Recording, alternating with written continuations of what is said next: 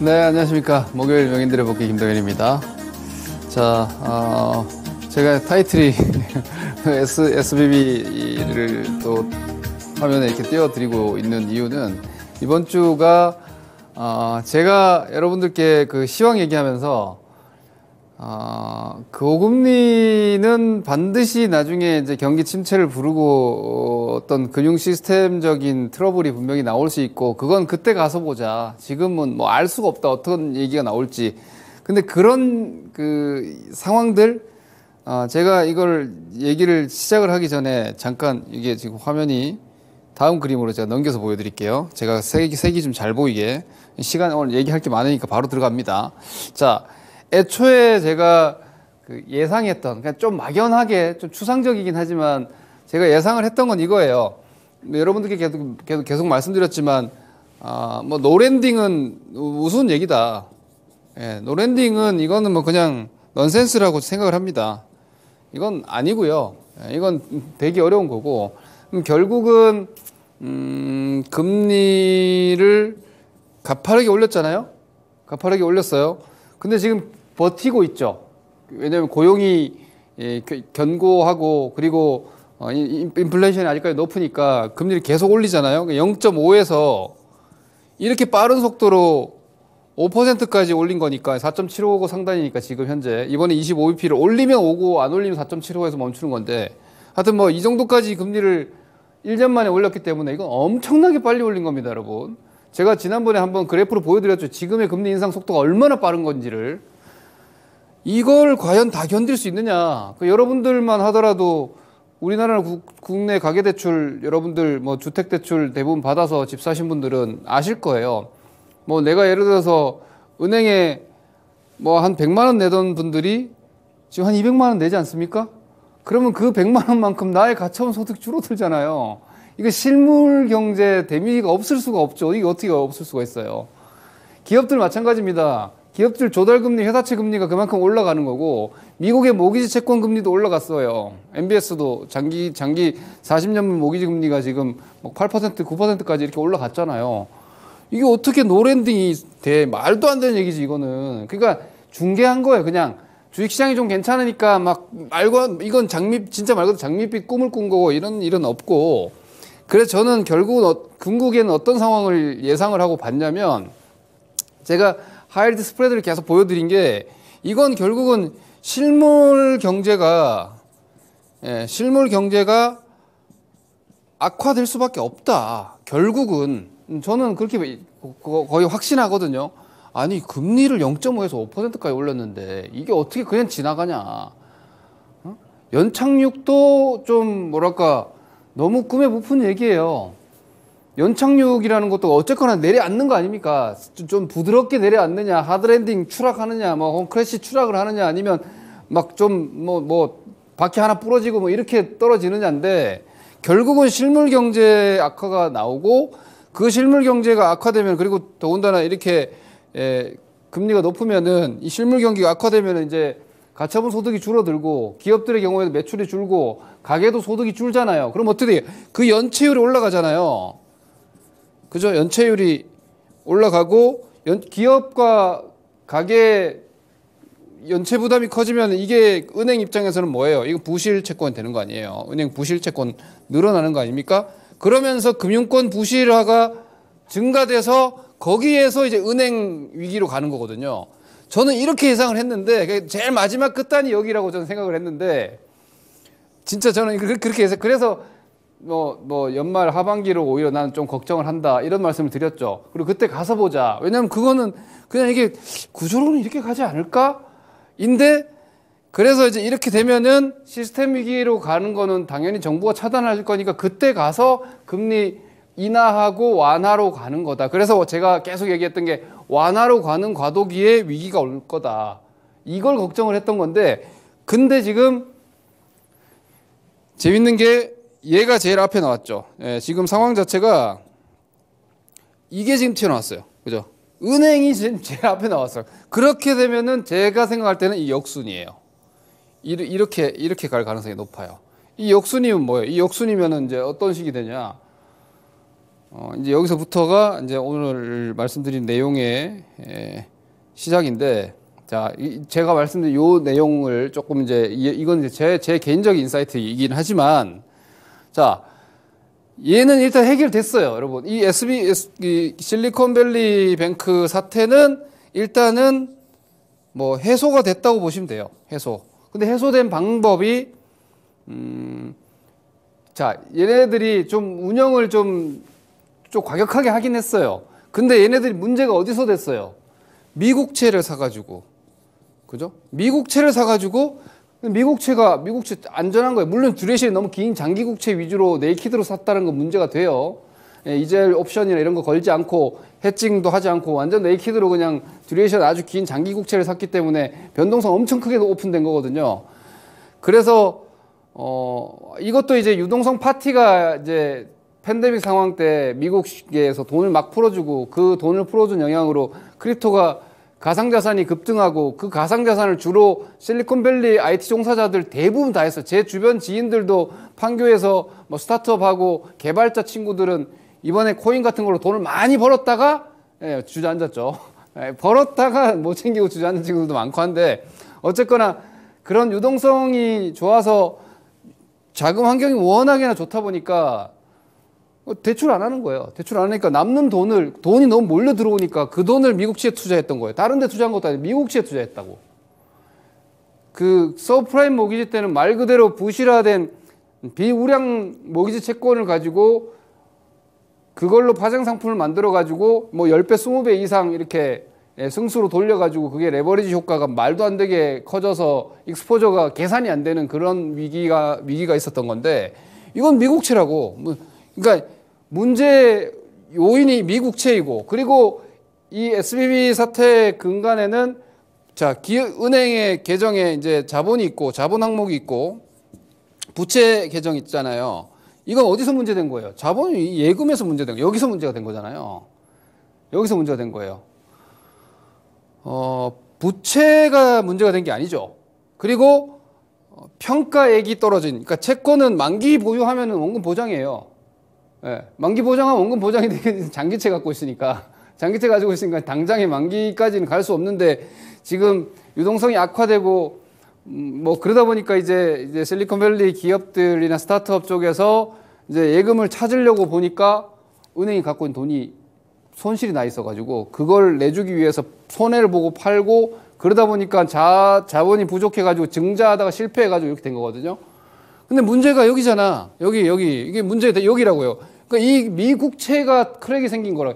이거는 제가 지난 10월 초, 9월 말에 대마불사다. 이거는 반드시 이건 막아준다 했던 그 상황이에요. 그러니까 이것도 미국채라고. 그러니까 여기서 지금 크랙이 생긴 거기 때문에 뭐 했어요? 미국이 뭐 했습니까? 예금 보호 조치를 했잖아. 예금 보호 조치가 어떻게 들어갔어요? 채권 때문에 들어갔잖아요. 미국채 때문에. 근데 미국채 손실이 확정돼서가 아니라 평가 손실인데 돈 내주기, 자본을, 출금을, 수요가 들어오는 걸 돈을 내주다 보니까 많이 급락해 있는 국채를 팔아가지고 내주다 보니까 이게 평가 손실이 확정 손실이 돼버린 거예요. 미실현 실현 손실이 돼가지고 자본 부족 현상이 생긴 건데 이거를 이제 액면가로 보증을 해준 거예요. 액면가 보증으로 이제 기금 만들어가지고 1년 동안 대출해줄게. 다 해당돼요. 모든 은행에 해당되는 거예요, 이거는. 그러니까 이거는 실제로 그 모든 은행에다 그 돈을 내주려면 엄청나게 많은 돈이 필요한 거죠. 근데 실제로 그렇게 돈을 많이 쓰지 않아도 돼요. 그죠? 이 조치 자체가 뱅크런 사태를 멈출 테니까. 예금은 보장이 되네. 투자자, 주주, 채권자는 보호하지 않지만 내 예금은 보호한다. 그 뱅크런이라는 게 은행의 시스템이 뭡니까? 예금자, 대출자, 상호 간의 상호 거래 상대방의 신뢰가 기반이 되는 게 바로 시스템이잖아요. 금융 시스템이에요. 내가 은행에 맡겨놓은 돈을 못 찾을 수도 있다. 그게 바로 시스템 위기거든요. 신용 경색이고, 신용 위기고. 그걸 지금 예금 보호 조치를 하면서 차단해 준 거예요. 근데 여기 재밌는 거는 이 예금 보호 조치를 미국이 어떻게 해줬어요? 연방은행이 미국채의 액면가를 보증해준다. 액면가 보증을 해줬다는 얘기는 현재 채권 급등에 대한 평가 손실을 줄어들 거라는 연준이 보증을 해준 거랑 똑같아요. 그러니까 금리가 폭락해버리죠. 미국 국채 금리가. 미국채가 급등해버리고 다 미국 국채사로 들어가는 거예요. 아, 야, 연준이 이 정도 프라이싱에서 연준이 보증했다 이렇게 인식을 하는 거란 말이에요. 그래서 이 상황은 SBB 사태는 일단은 끝난 거예요. 이거는 상황이 끝난 거고 이거는 급격하게 진정이 된 거고, 그리고 아까 제가 말씀드렸던 출발점이 은행이기 때문에 이건 확대 생산할 수가 없어요. 이건 확대 생산하는 순간 그냥 바로 금융위기 되는 거예요. 이걸 방치하거나, 그러니까 미국이 진짜 여러분들 보시면 이게 시스템의 국가라는 게 그 주말에 각 기관들 다 연계가 우리나라 같으면 이거 했겠냐는 말입니다. 이 정도로 신속하게. 이 주말 우리나라 아시아 진짜 고맙죠. 그죠? 우리나라 오전장에 다 나왔잖아. 이게 우리나라 끝날 때까지 있었으면은 폭락했죠.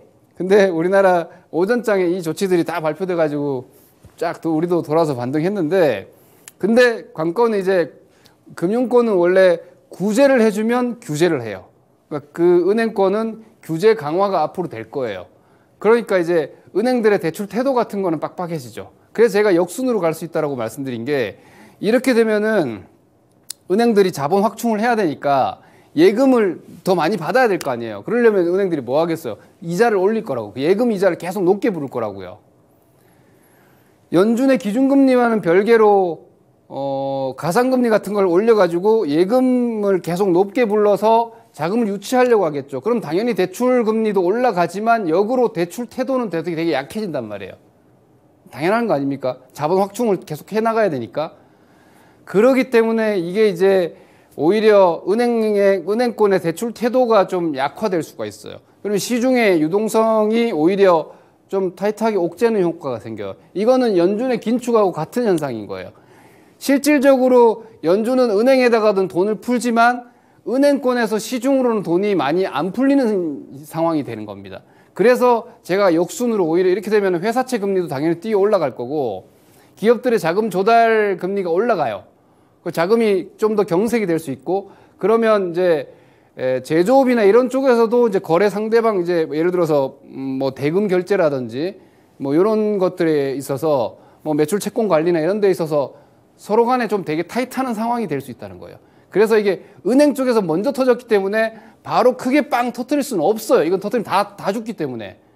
그래서 일단은 저거는 어떻게 막아봐. 막은 건데, 근데 거기서 줄줄줄 셀 거라고요. 여러 가지 어떤 리스크 요인들이. 그게 이제 실물 쪽으로 좀 전이 되면서 갈 수 있어요. 그러니까 실물 쪽에서의 뭐 이런 것들은 연준이 좀 뭐 왜냐면 그 인플레이션 꺾이고 수요 파괴되는 요인이니까, 오히려 궁극적으로 그 통화정책권자라든지 혹은 재정정책도 마찬가지고 지금 좀 과하게 열기를 좀 죽여야 되고 과잉 유동성 해소해야 되기 때문에 그런 쪽으로 지금 가고 있다. 이건 일단 끝났는데, 그러다 보니까 미국 채금리 폭락 5에서 4%로 그 급락이에요. 예, 그 급락. 미국 채금리 급락. 이건 내려오는 거예요. 이건 내려오는 겁니다. 아까 말씀드렸죠. 여기서 연준이 보증해줬다고, 액면가 보증해줬다고요. 그러니까 미국채 가격이 이렇게 낮은 자리에 있는데 여기서 야, 우리 이 가격 보증해줄게 이렇게 얘기한 거라고. 그러니까 미국채 수요가 팍 들어오는 거예요. 이 상황이라서 이거 이제 실질 금리는 이제 안 올라간다고 보시면 됩니다. 이 상황에서 미국 그 시장 금리는 일단 고점이 나왔다고 보는 게 맞아요. 그래서 최근에 뭐 채권 투자는 좀 단기적으로 뭐 대박이다 이런 상황이 된 거고, 그게 이제 그러다 보니까 미국 달러가 휘청했죠. 미국 은행이 휘청하니까 당연히 달러가 휘청한 거죠. 그죠? 근데 재밌게도 달러가 휘청하면은 제일 뭐가 올라가냐면 엔이랑 이제 스위스 프랑이 올라가는데, 먼저 원래 제일 안전자산으로 여겨지니까, 근데 크레딧 스위스가 공교롭게도 또 이 상황에 터졌어. 그래서 오히려 스위스 프랑이 떨어지면서 달러가 또 어제는 반등했어요. 재밌는 상황이야. 빅스가 안 움직이다가 빅스 30대까지 올라왔죠. 빅스 35에서는 주식을 사라고 얘기를 할 정도로 이 변동성 지수는 올라오면 여기서 오히려 고점, 뭐 변곡점이 나오긴 하는데, 일단은 뭐 이런 상황에서 하나가 더 터졌죠. 크레딧 스위스. 이게 이제 크레딧 스위스 사태가 터지면서 유가가 급락을 합니다.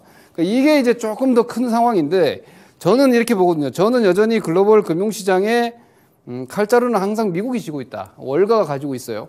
그래서 이번 실리콘밸리뱅크 상황은 미국 안에서 은행부터 터졌기 때문에 이거는 대마불사다. 이거는 맞고 간다.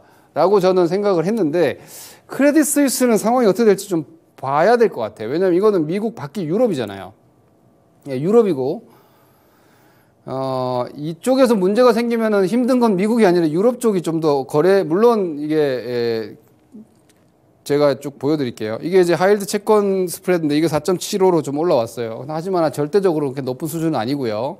이건 이제 은행채가 아니라 기본적인 하이힐드 그 정크 등급의 회사채이기 때문에 하이힐드 채권 금리는 회사채 그 비투자 비적격 대상의 회사채 금리라고 보시면 되는데 아직까지는 괜찮아요. 그리고 금리는 일단은 이게 오늘 아침까지만 해도 50도 50이었는데 또 이 정도 0.255 예. 이게 0.255 여기가 이제 동결이에요. 0.5는 없어졌죠. 예. 동결 가능성도 꽤 높아져 있고 올려봐야 0.25 전망이고 근데 와갖고 0.25도 과연 올릴 수 있을까라는 전망이 많아요. 이번 FOMC 조금 불확실해졌는데 일단은 중요한 거는 완화적일 것이다. 지난주에 제가 뭐라고 말씀드렸어요? 어쨌거나 말로 때릴 거라 그랬잖아요. 어쨌거나 인플레이션을 말로 때릴 거. 근데 이제 연준이 이렇게 해놓고 파월이 지금 인플레이션에 대해서 말로 때리지 못해요. 왜? 금융위기는 그 자체가 수요 폭발입니다.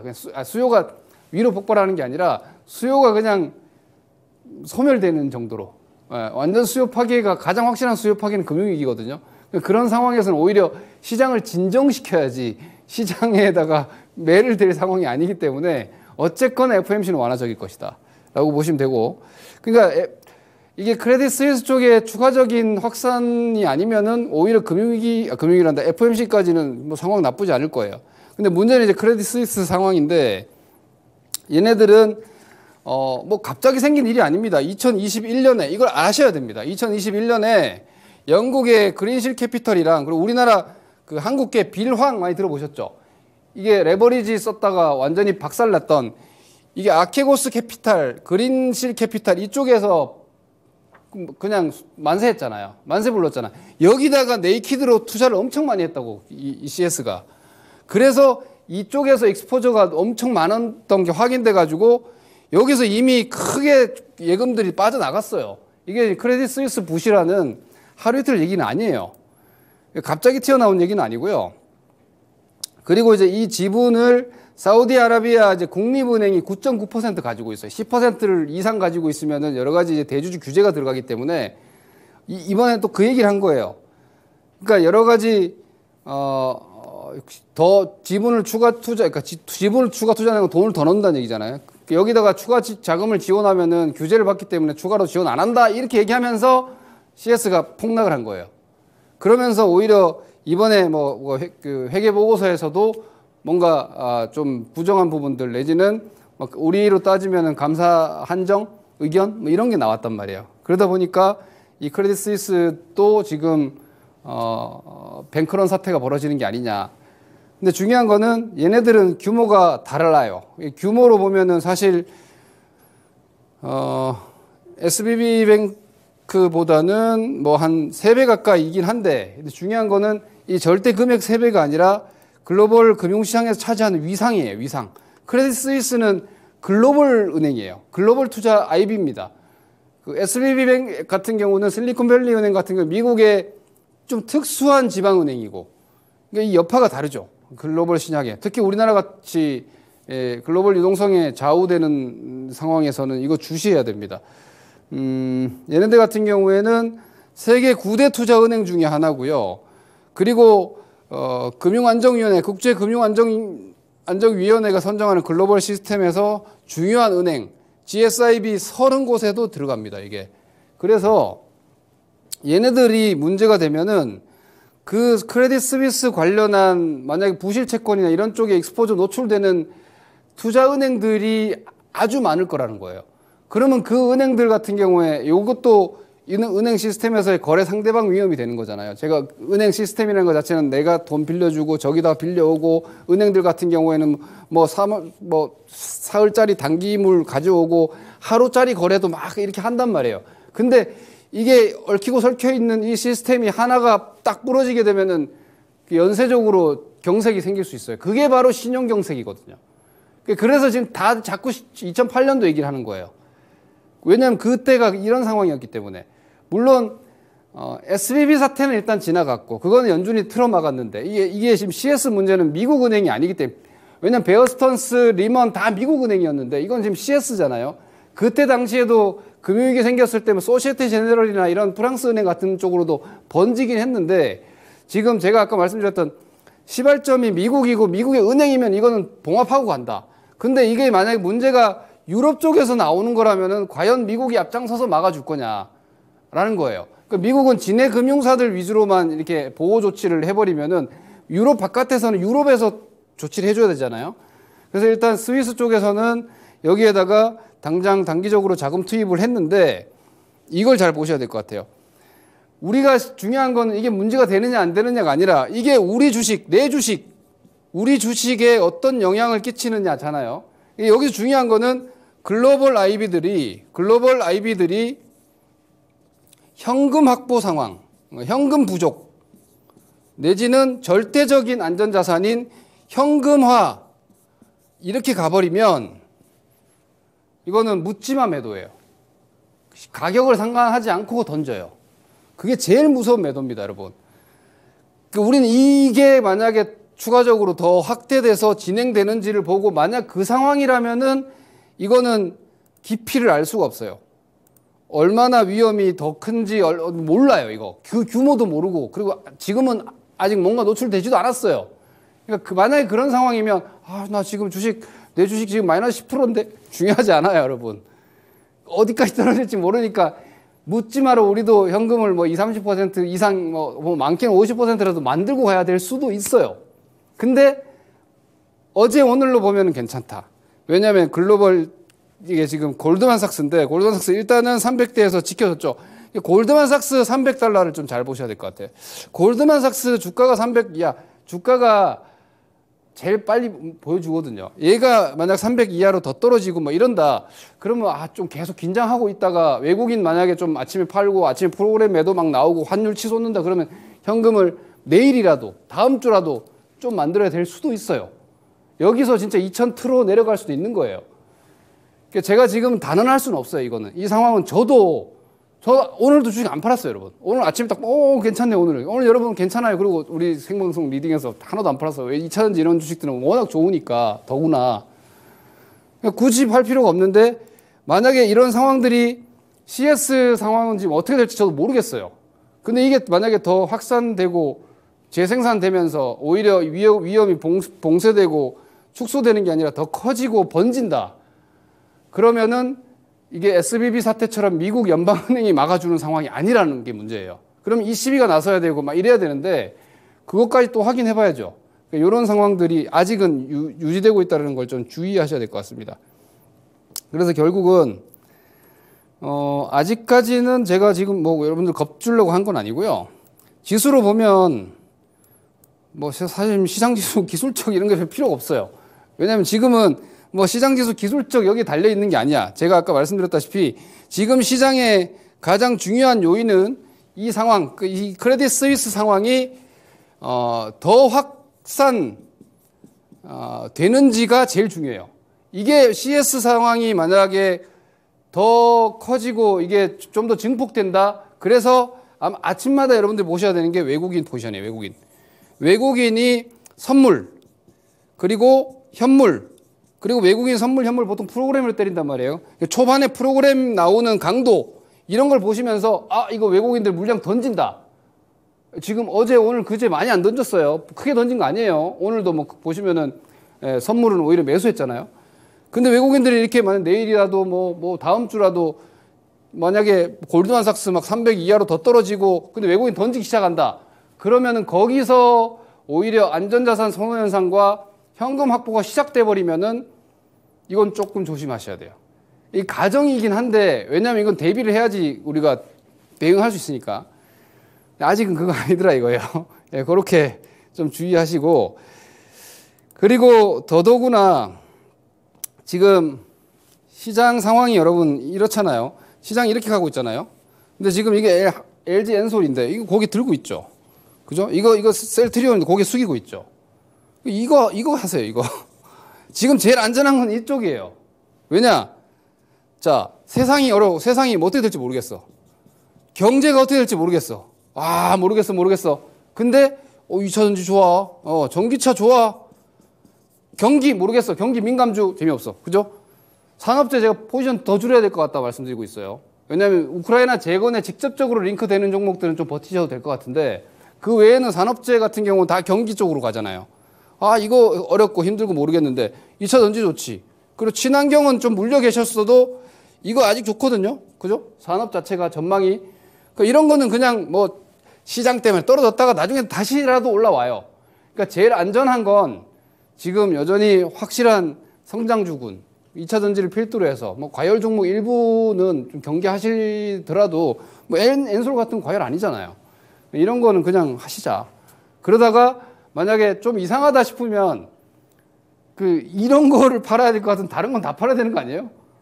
그러니 이런 거는 제일 마지막에 파시고 뭔가 좀 외국인 던진다, 뭐 시장이 좀 무섭다 그러면 내 포트에서 좀 속 썩이는 거 있죠. 마이너스 10%라도 할 수 없어요. 얘는 플러스 10이고 걔는 마이너스 10이라도 이걸 던지시라고. 이걸. 만약에 외국 뭐 골드만 깨지고 외국인 아침에 팔고 막 이런다. 환율 올라간다. 더 올라간다. 그럼 이걸 파시라고. 안 되는 거. 이런 거. 이 밑에 저점 깨고 있는 거. 이걸 팔아버리시라고요.